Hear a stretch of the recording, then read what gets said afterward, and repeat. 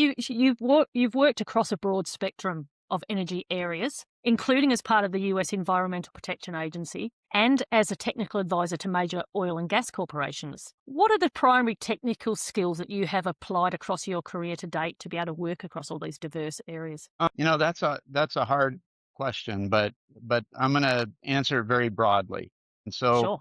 forgive me for not getting too specific here, but I am have always been a person that has a lot of curiosity, and I'm persistent. And what I've discovered is that a couple of the most powerful things we have as humans is curiosity and persistence, Yes. and hard work.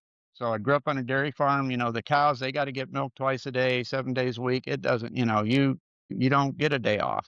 And I remember when I was employed as an enforcement officer and national expert for the U.S. Environmental Protection Agency, I discovered and helped EPA on the first criminal indictment of the Safe Drinking Water Act amendments. And the way I discovered it was being curious. Things didn't look right. Things didn't work, and I dug into it, and I was persistent, and that wound up being the first case of its kind. And that helped me, but carried that through really through my career, and taking that, past that, and being able to advise people at the highest levels in unconventional oil and gas companies, as well as small companies trying to do things like one of the things we're seeing even now is reinvigoration of the conventional oil and gas industry. So the technology is developing so that we're able to take these old wells that, people drilled vertical wells and thought, oh, I got all the oil. And in some of the biggest oil fields around the world, those conventional reservoirs have only produced maybe 10 or 15% of the reserves. Wow.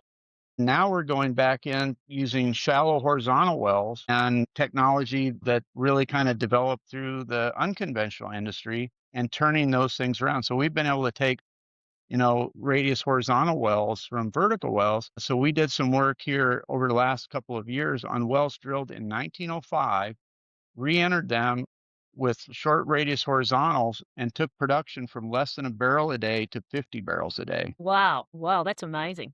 And it's kind of interesting because, for instance, in one area where they have what we call stacked pay, and I know you're not a petroleum engineer or geologist, but you have multiple layers that have oil and gas in them. And we were working with a company that was doing coal bed methane development, and they were producing oil. And they thought, this is weird. This coal seam has oil. And I said, no, it doesn't. You fracked into the oil zone Aha. unintentionally. Yeah. And so they missed an entire reservoir of hydrocarbons that they could have, you know, developed and utilized. And ultimately, we help them reconfigure what they're doing and do that. So there's a lot of stuff that, that's part of the focus that we're doing in addition to the bigger stuff, but going back into these old reservoirs, these old fields, and redeveloping them.